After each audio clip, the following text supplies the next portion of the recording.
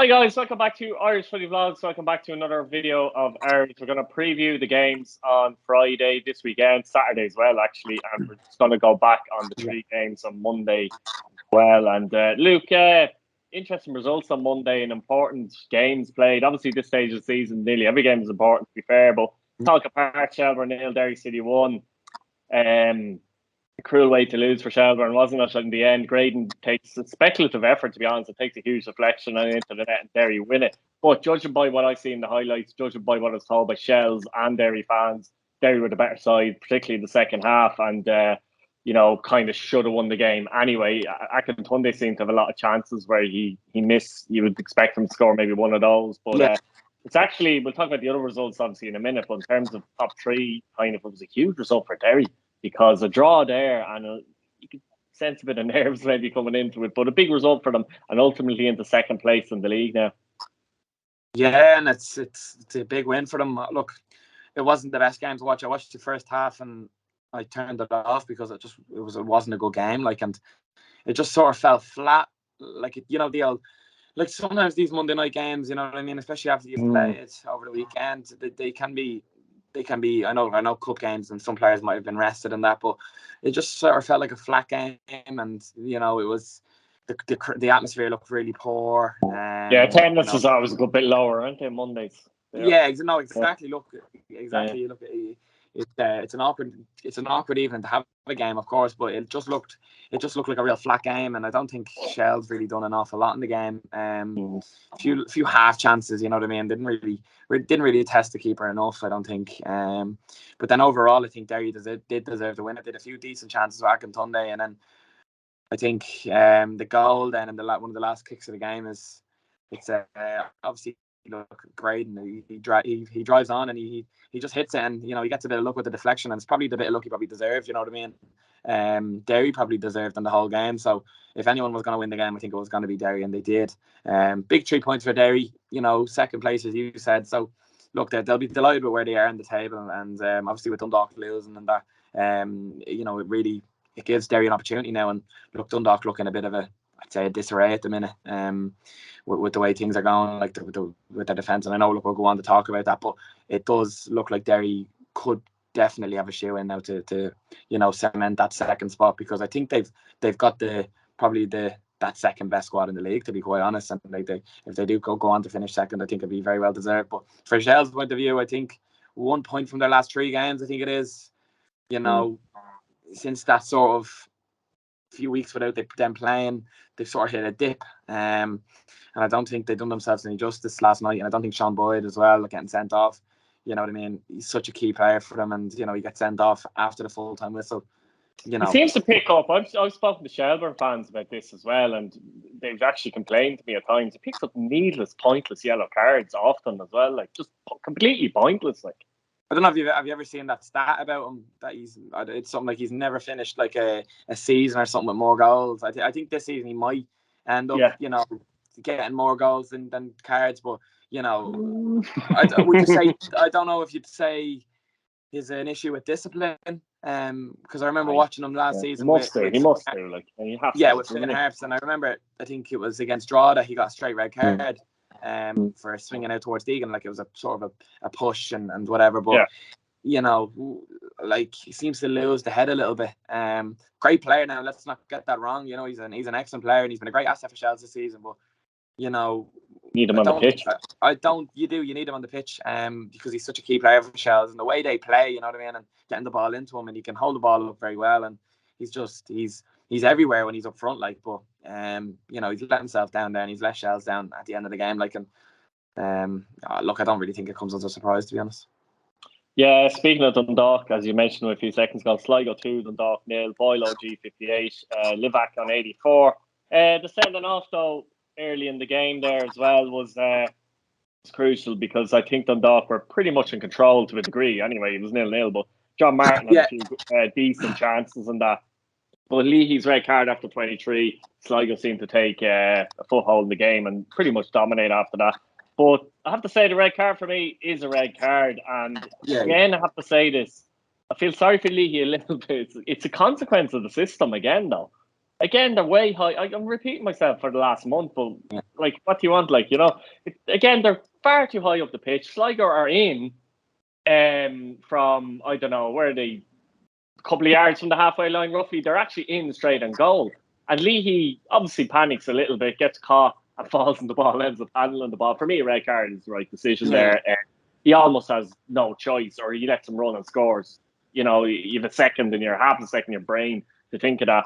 And after that, Sligo dominated, and the biology is unfortunate, I have to say. He just pokes a leg out and it goes in. I think it was Fitzgerald who played it across. And Livock scores with 5 minutes to go. A lovely ball played in, and he finishes, I believe, for his first goal for Sligo.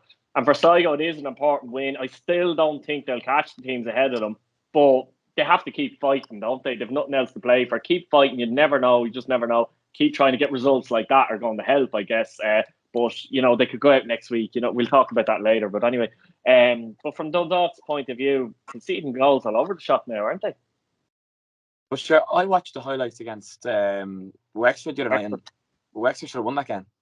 Do you know what I mean? With the amount of chances they had, and that's Dundalk's own doing with the high line. You know what I mean? Because if you've any way got a striker who's got a bit of pace in him, you're guaranteed to be 1-on-1 at least twice in a game. Do you know what I mean?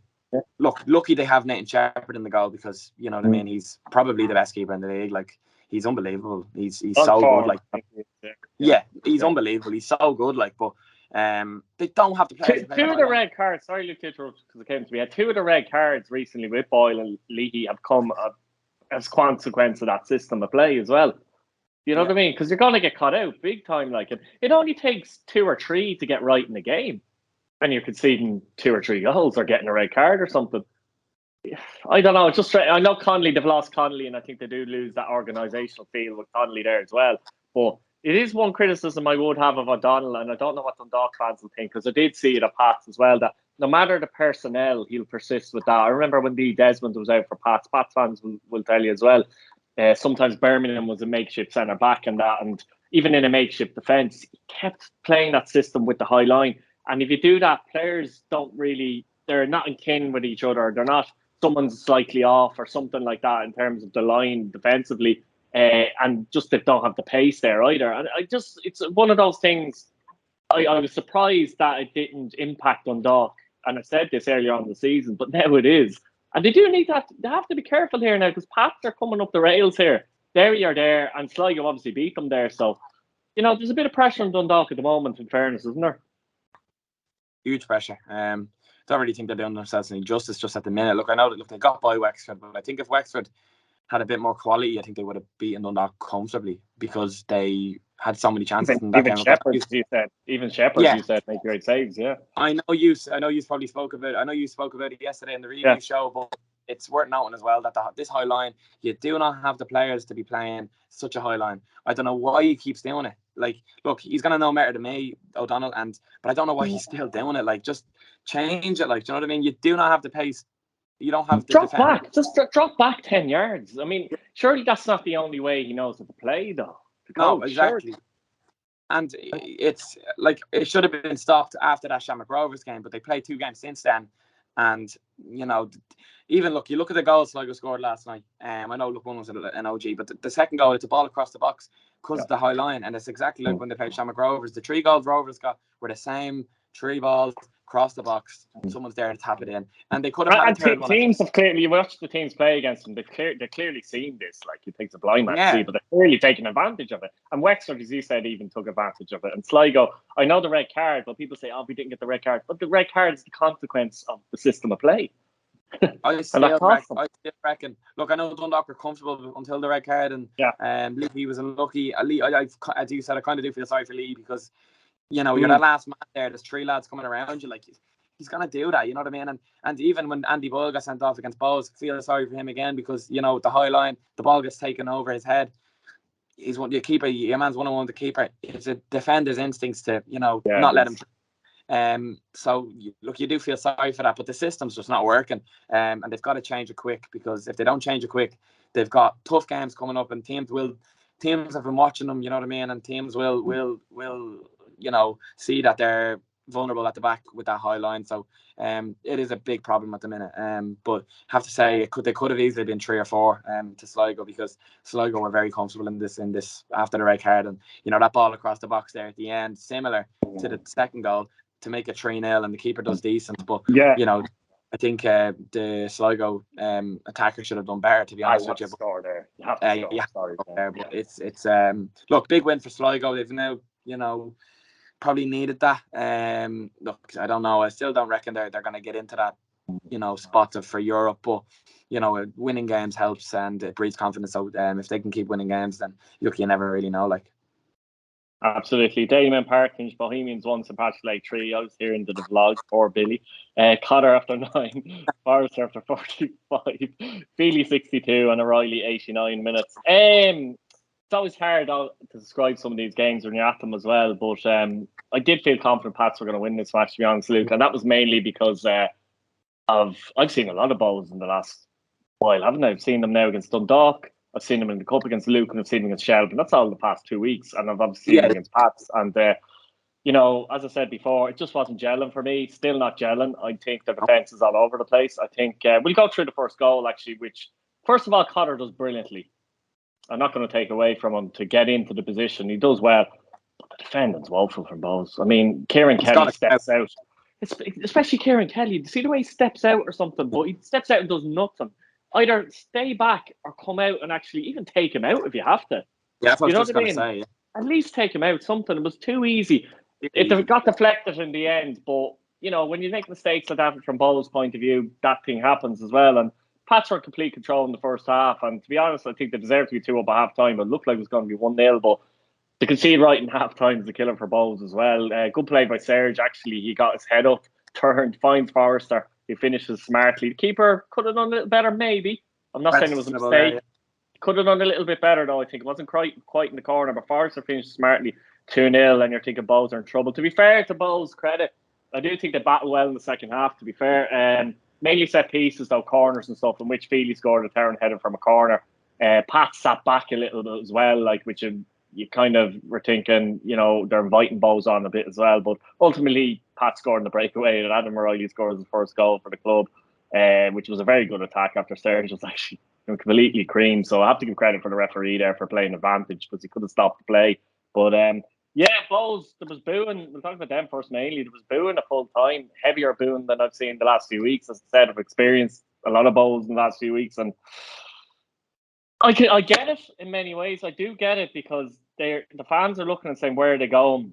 Nowhere near good enough to be in Europe. They've made 9 signings. It's not gelling. Are that many of them impressive so far? No, I would say. Do they need to gel more? Who's bringing in the players? Is Keith Long himself bringing in the players?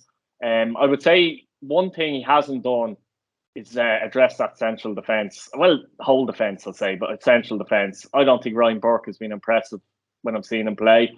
The 2 centre-backs, I'm sorry, but Feely and Kelly are nowhere near good enough for the level that they want to be at. Who's to blame for that? This is the question. I'd love Bowles fans to actually let me know in the comments in general what their opinions are, because I know a lot of people are starting to turn on Long. And when most of the fan base, Luke, are starting to turn on a manager, the board usually start to ask questions. How do you see that, though? It's a tough one, isn't it? Yeah, it is a tough one. Spent money. Let's get it right. They've spent money, Bohemians, Yeah, they have, and it is worth noting that. And I think you mentioned it there, but the booing a full time, and I watched most of the second half of this game, and I thought that, look, Bowles were a lot better for the second half, obviously, you know what I mean? They probably couldn't have got any worse in the first half. They just went on it, you know what I mean? And it was just it was a weird one. And look, obviously you mentioned first goal, Carter does excellent, and let's not take anything away from Carter, but someone has got to. He's too easy. You should not be letting the fullback do a step over on the edge of the box. Someone has to come out and either nail him or shouldn't have even got into that position. I think the biggest blame I have is actually Kieran Kelly, because he comes out of the centre back position to meet him, but he doesn't do anything. I don't know. Someone has to come out and do him, or someone has to just come out and or just be more, read it better. Just read it better. Like it's he's coming at some speed and Carr and look, obviously he gets a bit of luck with the deflection and that, but fair play to Carr, and he done really well for the goal, and he just took matters into his own hands and got at the Bohs defence, and I'm sure you were delighted with that, because you need to do that, like, do you know what I mean? And you do, the Bohs defence have been vulnerable, are capable of getting beaten like that. So you've got to do it. So fair play to Carr, and obviously then the second goal, poor mistake again. Serge does really well, gets his head up, as you said. Forrester places a lovely one into the corner. Keeper, I don't know, like, it was a weird one. It sort of I didn't really expect it to go in when he took the shot. I will say, from the point of view, you might I don't know if you see the run really, but when Serge holds it up, Forrester bursts a gut. Forrester bursts a gut against the position. But who's following him? Who's meant to be following him? No Bohs players bursting a gut. So when you see, for me, from a Bohs point of view, I see when Pats play the team working for each other. I see work rate, I see endeavour, I see effort, I see other things as well, obviously. But from Bohs' point of view, I think one of the things that will annoy the fans, are they really giving it their all, every player? I'm not so sure. And that's when the question always comes into play. I'm not so sure they are, personally. And I've seen Bohs fans online saying that. I've seen Bohs fans online saying, and they're fair to question that. They're right to question that if that's what they're questioning, in my opinion. Because I'm sure Bohs fans wouldn't be, look, if Bohs weren't getting results, but they were seeing a team who's fighting for each other and they're pulling for each other, and they're giving 110%. But there's a lot of, like, with a lot of the games I've seen from Bohs in the last few weeks, it looks like their players are going through the motions, and when you do that, look, obviously it's when you do that in this league, you'll be punished, and especially against a team like Pats with the capabilities they have and the players they have up top and all over the pitch, really. Like, so look, overall it's a big win for St. Pat's, who I've been very, very impressed with in the last few weeks. You know what I mean? They're getting results. They got that win against Sligo, which was a big win at that point. Huge win. And since then, obviously, they got that win against UCD. Again, probably didn't play their best football in that game either, but they got a win. And then obviously last night they were excellent. So big win for them, and really, really good performance. Exactly the performance they needed, and they're looking like they could push Dundalk for that third spot as well. So if I was Pats, I wouldn't be giving up, and there's still plenty of points to play for. So they've easily got a chance of getting into this third spot, but I still think that'll be tough as well, though. That certainly will. We'll move on to Friday night on the fixtures. Bohemians and Shamrock Rovers, and this is the last thing Bohs want, isn't it? Or is it? No, because a lot of the time Bohs can up the performance for Rovers, and maybe sometimes, I'm trying to be positive here for them. They're playing a big team like Shamrock Rovers, massive derby, as we all know, huge derby. It usually brings something, a spirit out of Bohs. But as I said before, there, I'm not seeing it at the moment. The one that scared me the most from a Bohs point of view was the game against Shelbourne, when Shelbourne haven't been great. Like, they haven't been brilliant, scintillating or anything recently. But when they played Shelbourne, and for 70 minutes had an extra man, and they were outworked and outfought by Shelbourne side. Do you know what I mean? And this is the problem. I personally fully expect Shamrock Rovers to go here and get the 3 points. We've seen them against Drogheda the other day, and they played well in the first half, in my opinion. But you have to fancy Shamrock Rovers here, and it's very difficult. Very, very unusual, actually, for me to be coming out saying Bohs nearly have no chance almost to beating Shamrock Rovers, because you always feel it there. But just looking at it at the moment, I just can't. I mean, Pats, without going too much into it, Pats were decent on the night, but they weren't the scintillating best against Bohs either. But if Shamrock Rovers come out and just play decent, they're going to beat Bohs as well. Like, you know what I mean? Yeah, look, it's I reckon, like, it's, if you can't get yourself, if the Bohs players can't get themselves, up for themselves, up for this game, then they're not going to get themselves up for any game. So that's when you question it. If Bohs don't put in a performance here where they're, they put a bit of fight up to Rovers, and they give it, a few early challenges, let Rovers know you're there, get in their faces, get close to them. And if you do that, then, then they give themselves a chance. But, with the way Bohs have been doing recently, I don't see it happening, and I see something pretty comfortable for Rovers. I see it very comfortable for Rovers, actually, here, to be honest with you. I think Bohs fans deserve better, to be honest, and I think every fan base deserves better, Luke. I think it's, yourself as a fan. So one thing you can't stand is if you feel the team isn't working hard enough or working for each other, whatever about ability, whatever about results. That's what you want to see. I've seen that with Pats, by the way, in the last number of years, where Pats were similar to Bows in that aspect as well. And it's not good enough when you see it. Like, a fans rightfully vent in those situations. But you know what I mean? It's just one of those things that you don't have much of a chance either. You're not putting in 100%, and you'd have to question that. Like, it's all right for me to sit here and say that, but I can see them on the pitch, and that's just from what I've seen. So, from Shamrock Rovers' point of view, as you say there, like, we know how strong Rovers are, and if you don't put in the effort in, you've no chance against Shamrock Rovers. Absolutely no chance. No, you don't. It's if you roll over and let Rovers play football, then it's going to be a long night for you. You know what I mean? And that's just it, because Rovers are so good, and I know Rovers and the game the other night against Drogheda, and Rovers weren't at their best at all, to be honest, and look, they got by, and it's the sort of results that Rovers are capable of getting. But I expect Rovers, they've had that sort of, they've not a week, but they've had a few days now where they'll probably have a bit of rest, and I'm sure they'll be going into this one full of confidence and ready to go, and I expect Shamrock Rovers to do a job here, and get that another step closer to a third successive title, to be honest. Yeah, score line, I'm going to go 2-0 Rovers myself. 3-0 Rovers. A lot of Bows fans probably agree with you. I wonder if Rovers fans will agree with you. Derry City and UCD at the Brandywell, and this is a great opportunity for Derry City. Having won that game late against Shelbourne, as you said, they did deserve it, but still, looked like it was heading out for a draw. So UCD at the Brandywell, at this point of the season, with Dundalk and Pats close to them, and that, this is a game that they really, really feel like they need to be winning. And although UCD have picked up in the last week, good cup win the other day as well. I do think Derry should have more than enough. I tell you, one player's coming in. I was talking to JP about him as well, but I haven't seen bits and pieces about him. Diallo looks like a really good signing for Derry City.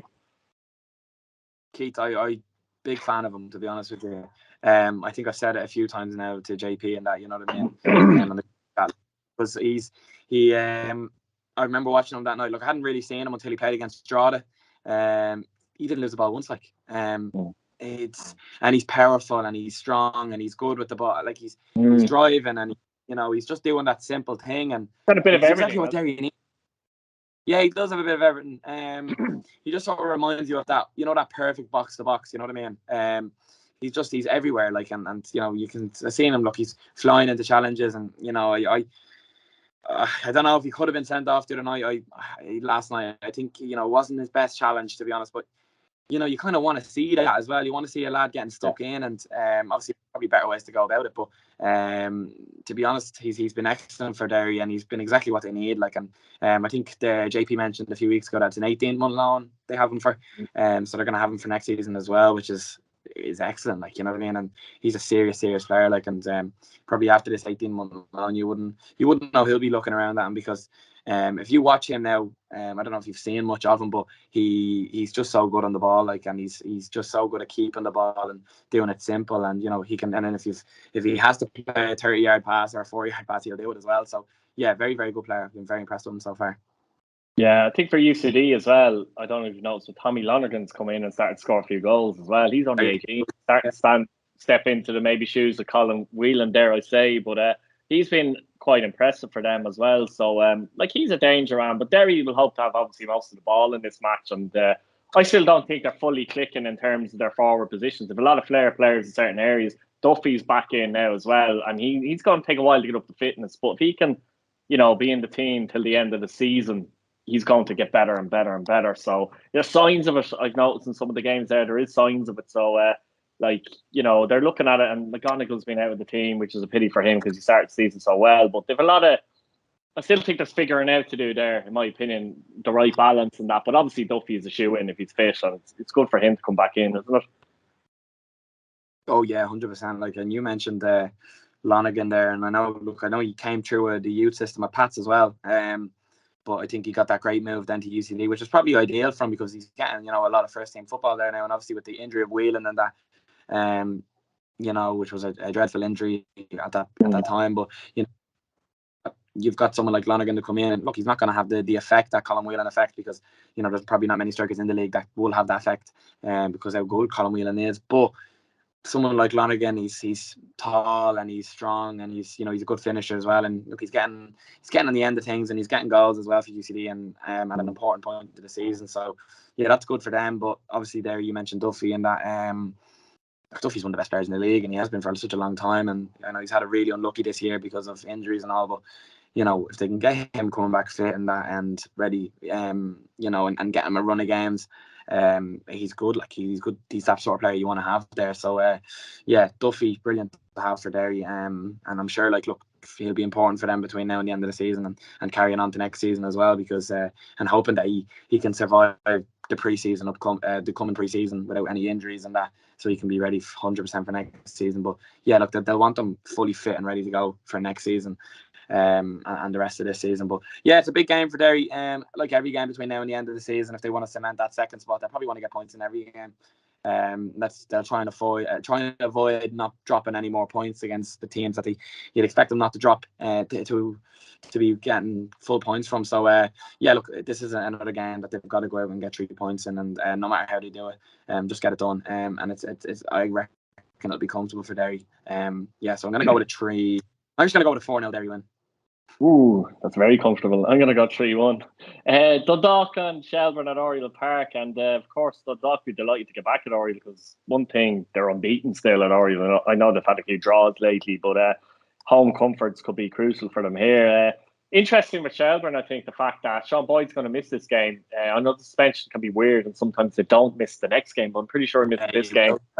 If that's the case, obviously Matty Smith will be back in the game or back in the team, and you'll have Jack Moylan as well. And those players are well capable of taking advantage of high lines, put it that way. So, look, it's going to be interesting. I'm very interested to see how Dundalk approach this game. I don't think they'll approach any different, in my personal opinion, to be honest with you, Luke. But they are home and they'll hope to get on the ball a bit more, create chances to score goals. They need Hooben back in that team as well, in my opinion, because there was a couple of chances Martin missed the other day that I think Hooben might have scored, to be honest. But yeah, big game for Dundalk. Shelbourne, although Shelbourne, they don't win too many games, they're very sticky to play against. You rarely give them a beating, and they're very difficult. They can come and set up and frustrate and defend, and I'm sure they'll look to take advantage of Dundalk's systematic play because I don't see them changing, as I said. But I don't know, I'm not convinced Dundalk are going to win this match. A lot of people might favour them, though.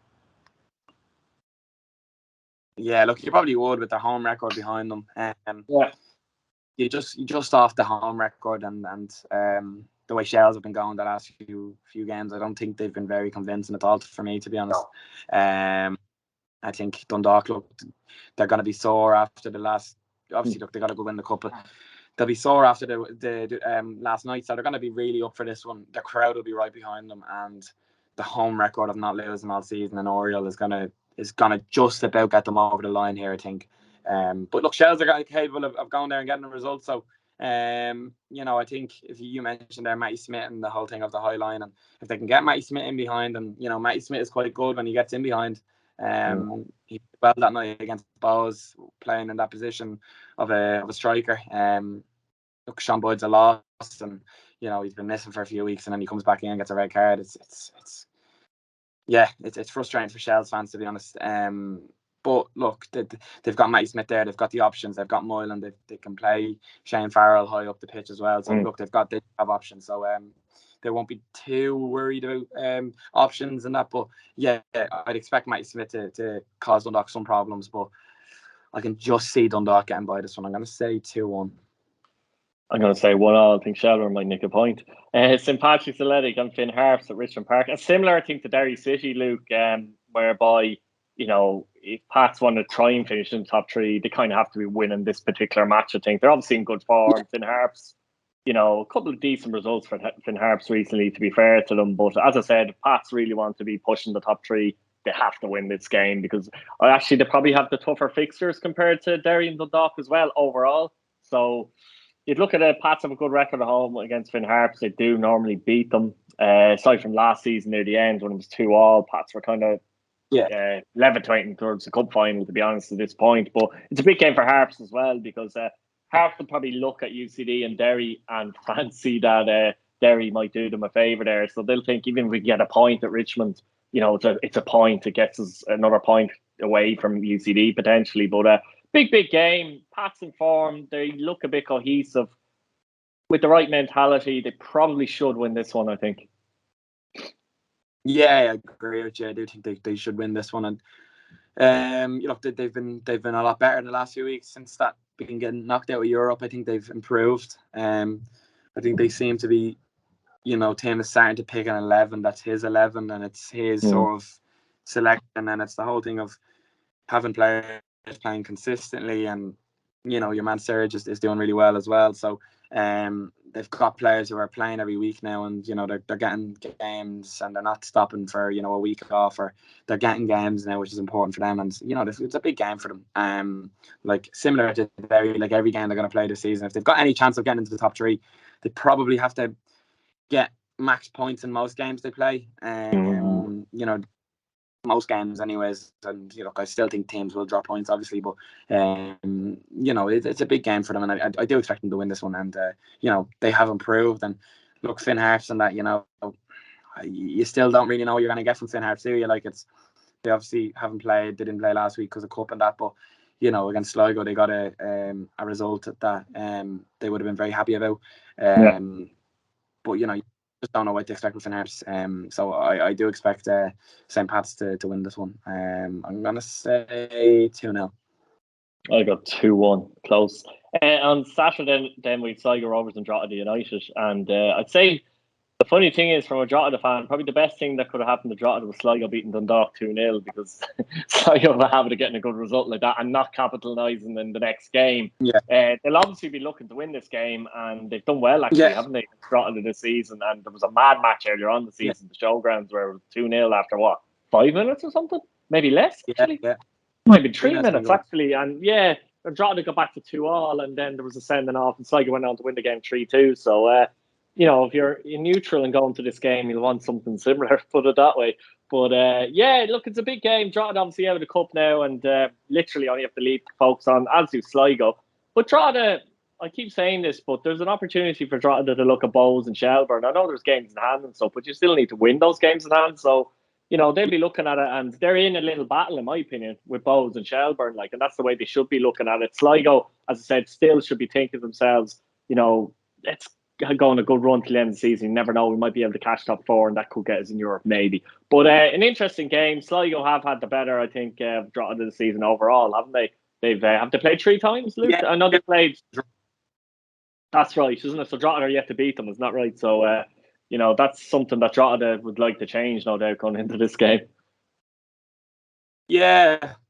Look, obviously last Sunday was very disappointing, and it's still sore in my mind, because it was an opportunity. I think Rovers were there for the taking, and look, I have to say Drogheda gave it 110%. And I know we spoke about Bohs a few minutes ago, and about how players might not be giving 100%, but Drogheda gave 110% in this game against Shamrock Rovers, and they were very good, and they were very unlucky, you know what I mean? And a bit of that sort of, I know, look, Andy Lyons took his goal really well at the end of that game.